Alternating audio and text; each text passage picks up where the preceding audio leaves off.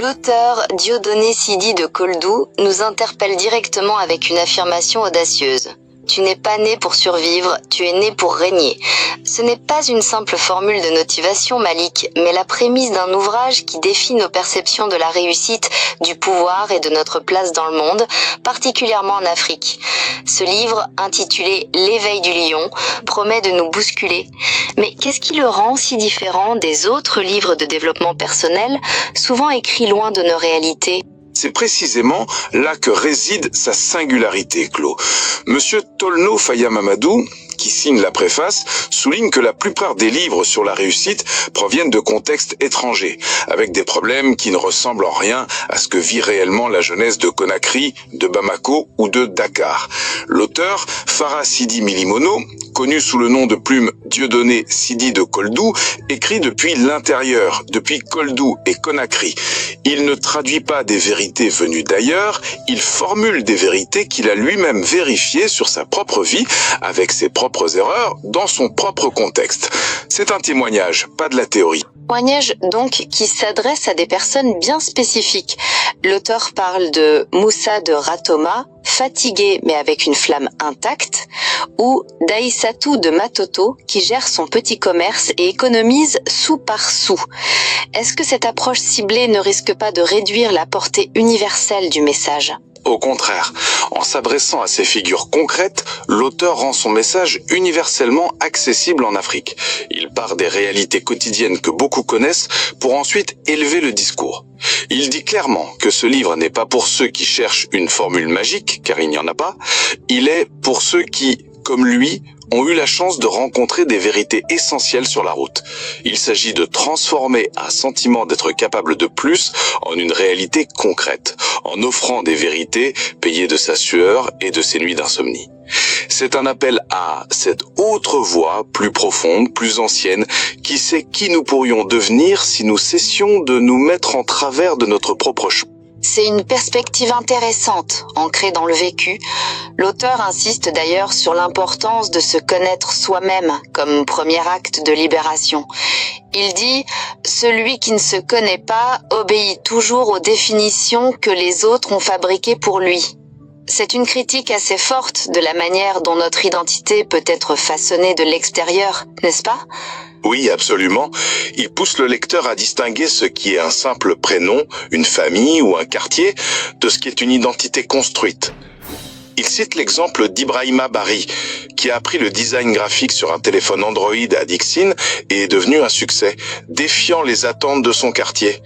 Ou Kadiatou, qui a étouffé sa voix à cause des injonctions de sa mère. L'auteur nous invite à identifier nos croyances limitantes, ces chaînes invisibles qui murmurent « je ne suis pas fait pour ça » ou « il faut des relations pour avancer ».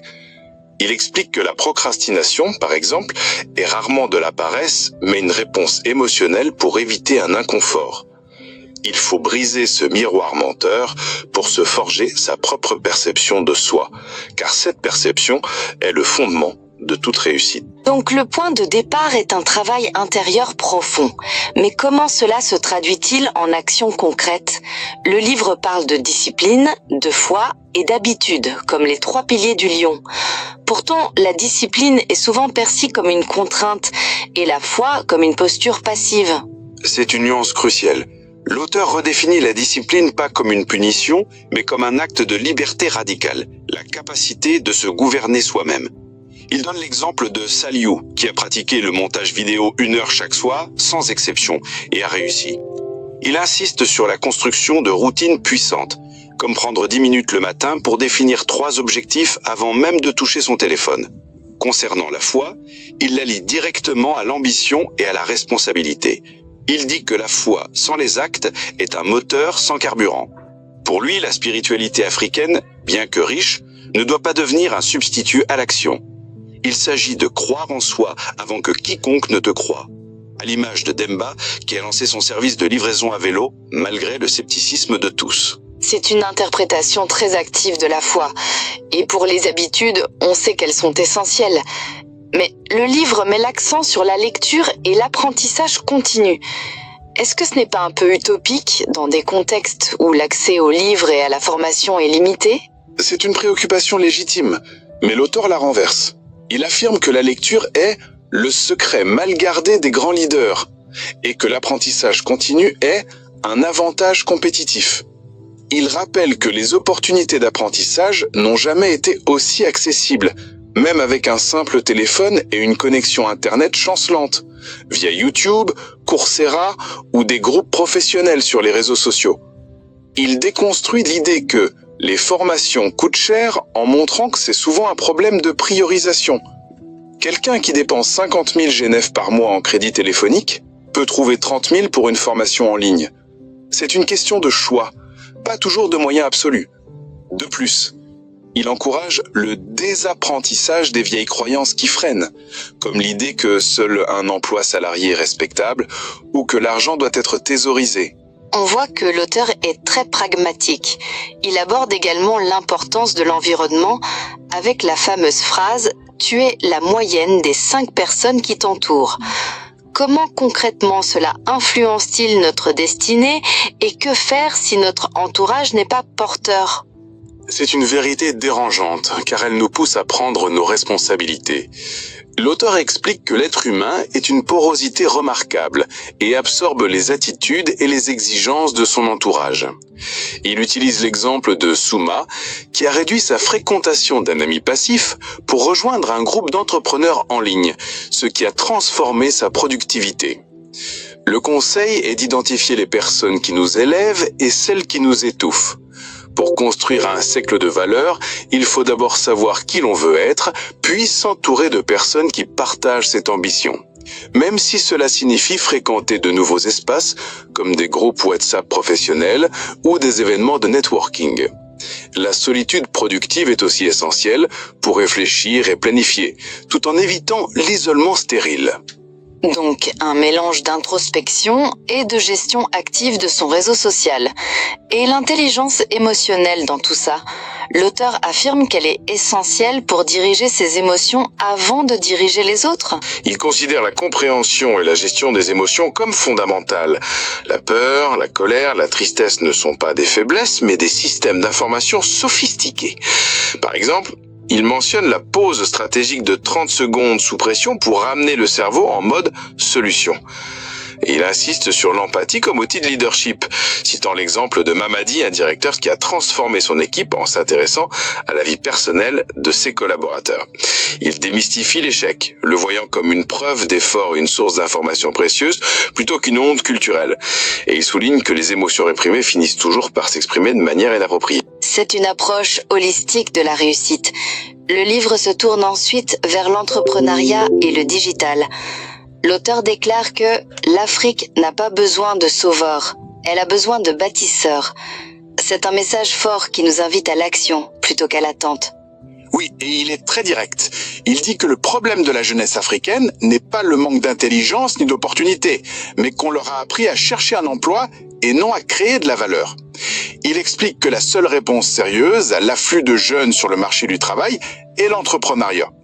Il donne l'exemple de Fanta, qui a créé un service de livraison de condiments à Rotama en observant un besoin. Il prône le Lean Entrepreneurship africain. Démarrer petit avec ce qu'on a et apprendre en faisant, comme Mamadou Alieu avec son service de reprographie. Il met en garde contre les erreurs fréquentes, comme le secret absolu des idées, l'attente du grand financement, le perfectionnisme paralysant ou la négligence de la trésorerie. C'est un appel à l'action très concret. Quelles sont, selon lui, les compétences les plus monétisables aujourd'hui en Afrique francophone, surtout sans diplôme ou capital important ? L'auteur identifie 4 compétences clés. La communication écrite professionnelle, car elle est dramatiquement sous-représentée et très demandée. Le design graphique et la production visuelle, accessible via des outils comme Canva. La formation et la transmission de compétences, où la demande est immense. Et la gestion des réseaux sociaux et du contenu digital, où de nombreux professionnels locaux peuvent générer des revenus substantiels avec un téléphone. Il insiste sur la construction d'un portfolio réel, même en travaillant gratuitement au début, et sur la formation en ligne via les nombreuses ressources accessibles. Comment transformer toutes ces relations et compétences en opportunités professionnelles ? Surtout que l'auteur mentionne que la confiance précède toujours la transaction en Afrique. C'est le cœur du marketing relationnel qu'il défend. Ce n'est pas un système pyramidal, mais la construction de relations humaines authentiques qui, avec le temps, deviennent des vecteurs de business. La confiance est la monnaie d'échange principale. Il cite l'exemple de Mamadou Chérif, un formateur qui a obtenu des clients en partageant régulièrement de la valeur dans un groupe WhatsApp, sans rien demander en retour. Il propose de commencer par recenser son réseau existant, réactiver les connexions avec de la valeur, fréquenter les espaces pertinents et être systématiquement utile avant d'être demandeur. C'est une stratégie de générosité qui construit une réputation et, in fine, des opportunités. C'est une vision très africaine de la construction de la richesse, axée sur la communauté et la relation. L'auteur termine en nous ramenant à notre responsabilité individuelle, affirmant que le changement commence là où tu te tiens. Il parle aussi de démystifier l'argent. Quelles sont les fausses croyances qu'il cherche à déconstruire ? Il est crucial pour lui de démystifier l'argent. Il réfute l'idée que l'argent ne fait pas le bonheur, en expliquant que son absence, elle, complique sérieusement la vie. Il combat la croyance que les riches sont tous corrompus, en rappelant l'existence de milliers d'entrepreneurs africains qui construisent leur patrimoine honnêtement.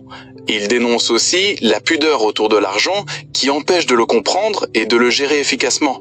Pour lui, l'argent est un outil qui amplifie ce que nous sommes déjà.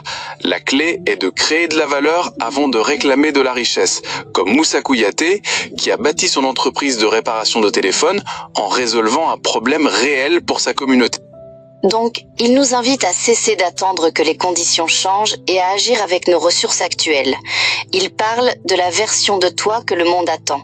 C'est une puissante conclusion. Oui, et c'est le point culminant de son message. Il insiste sur le fait que la Guinée et l'Afrique ont besoin de bâtisseurs, pas de sauveurs. Il cite des figures comme Cheikh Anta Diop, Myriam Makeba, Wangari Maathai et Rabiatou Serra Diallo, mais aussi Aliko Dangote ou Bethlehem Tilaoune Alemou comme des modèles africains qui ont osé construire malgré les défis. Il conclut en disant que la version la plus accomplie de nous-mêmes n'est pas une fiction, mais une possibilité réelle qui se construit brique par brique, décision par décision, habitude après habitude. Il n'y a pas de bon moment pour commencer, seulement le moment où on décide d'agir. C'est un appel à l'action immédiate, à prendre les rênes de sa propre destinée. Le message est clair. Le lion s'est levé. Si cet épisode vous a inspiré, partagez-le avec quelqu'un qui a besoin d'entendre ce message. Il est inutile de viser une multitude de domaines. 4 compétences se distinguent par leur demande. La maîtrise des compétences marchandes, transformer le savoir en valeur. La véritable valeur professionnelle ne réside pas dans ce que vous savez, mais dans votre capacité démontrable à résoudre des problèmes concrets pour lesquels autrui est prêt à payer. Dans le contexte actuel de l'Afrique francophone, il est crucial de distinguer le savoir théorique, souvent lié aux diplômes académiques, de la compétence marchande, qui est une aptitude pratique et immédiatement utilisable par le marché. Si vous ne pouvez pas proposer une solution tangible à un besoin spécifique en un temps restreint, vous possédez des connaissances, mais pas encore d'outils de génération de revenus. La compétence marchande, contrairement au savoir, se situe dans les mains et se traduit par des résultats mesurables que les PME et entrepreneurs recherchent activement pour assurer leur croissance. Les piliers de la monétisation en Afrique francophone. Pour réussir sur le marché actuel, il est inutile de viser une multitude de domaines. 4 compétences se distinguent par leur demande constante et leur accessibilité technique. La communication écrite professionnelle, la capacité de rédiger des emails convaincants, des rapports structurés ou des contenus marketing est une rareté précieuse. C'est un vecteur direct pour proposer des services de ghostwriting ou de gestion de communication à des institutions. Le design graphique et la production visuelle, avec la montée en puissance du marketing digital, chaque commerce a besoin de visuels pour ses réseaux sociaux. Des outils comme Canva permettent à des autodidactes de générer des revenus substantiels en produisant des supports visuels propres et rapides. La formation et la transmission de compétences, il existe un besoin massif de savoir-faire pratique qui n'est pas couvert par le système formel. Enseigner un métier technique permet d'utiliser l'effet de levier du groupe, transformant une expertise individuelle en une source de revenus répétée. La gestion de contenu digital, aider les entreprises à animer leurs pages professionnelles est une prestation très prisée. La maîtrise de l'analyse des statistiques et de la création de contenu régulier permet de sécuriser des contrats mensuels récurrents depuis chez soi. Construire sa crédibilité par la preuve. Le portfolio remplace avantageusement le CV traditionnel. Il sert de preuve irréfutable de votre expertise. Beaucoup pensent que le manque de clients initiaux bloque la création de ce portfolio, mais ce cycle peut être brisé par des initiatives stratégiques. 1. Le service à prix réduit. Offrez vos compétences à des associations ou des petites entreprises locales en échange de recommandations et de l'autorisation d'utiliser les travaux produits comme référence. 2. La création de projets fictifs. Rien ne vous empêche de concevoir des campagnes de communication ou des documents de gestion pour des entités réelles à titre d'exercice. Ces projets, bien que non rémunérés, illustrent parfaitement votre méthodologie. 3. La documentation organisée. Rassemblez vos réalisations sur un support simple, tel qu'un dossier Google Drive partagé. Capture d'écran, témoignages clients et statistiques d'impact sont les éléments qui convaincront un prospect de votre fiabilité. 4. La présence digitale active. En publiant régulièrement sur les réseaux sociaux, vous créez une vitrine vivante. Lorsque votre contenu démontre une utilité réelle, les clients potentiels sont déjà préconvaincus de votre valeur avant même le premier échange. L'accès à la formation à l'ère numérique. L'absence de moyens financiers ne doit plus servir d'excuse pour justifier une stagnation professionnelle. Aujourd'hui, l'accès au savoir est démocratisé par Internet. Il est possible de se former gratuitement ou à très bas coût via YouTube, des plateformes comme Coursera, ou des groupes spécialisés. Le véritable obstacle n'est souvent pas le coût de l'apprentissage, mais la priorité accordée à certaines dépenses de confort. Une discipline rigoureuse dans l'allocation de son temps et de ses ressources permet à tout jeune motivé de monter en compétences rapidement, à condition de s'extraire de la simple consommation de divertissement au profit de la production de valeur. Le digital, une révolution au service de l'autonomie. Avec plus de 500 millions d'utilisateurs mobiles en Afrique subsaharienne et l'omniprésence du mobile money, l'infrastructure nécessaire pour le commerce digital est déjà en place. Cette réalité technique permet de supprimer les frontières géographiques. Un graphiste à Conakry peut désormais servir un client à Dakar, Bamako ou au-delà. Les opportunités incluent le e-commerce, la vente de services numériques et la création de solutions technologiques locales. Ces activités ne demandent pas de capitaux lourds, mais exigent une présence digitale professionnelle. Pour réussir votre personal branding, il est conseillé de se concentrer sur une ou deux plateformes adaptées à votre cible. Un positionnement clair, exprimé dans une bio concise et illustrée par des publications régulières, permet de transformer une simple présence en ligne en une machine à attirer des opportunités. Il est primordial de privilégier le contenu qui démontre votre expertise plutôt que de simples partages de citations ou de contenus extérieurs. En montrant concrètement ce que vous savez faire, vous gagnez la confiance nécessaire pour transformer des abonnés en clients payants. Stratégie de monétisation pour l'économie créative. La distinction entre la création et la monétisation est essentielle pour bâtir une activité durable. Il ne suffit pas de produire du contenu, il faut structurer son offre pour générer des revenus. Divers modèles permettent de diversifier ses sources de gains. La vente directe de services offre une entrée de fonds immédiate, bien que dépendante de votre temps de travail. La vente de formation permet de multiplier les revenus en vendant un même savoir à plusieurs personnes simultanément. Les produits numériques, e-books ou templates représentent le modèle le plus proche du revenu passif, car ils ne nécessitent qu'une création unique pour des ventes illimitées.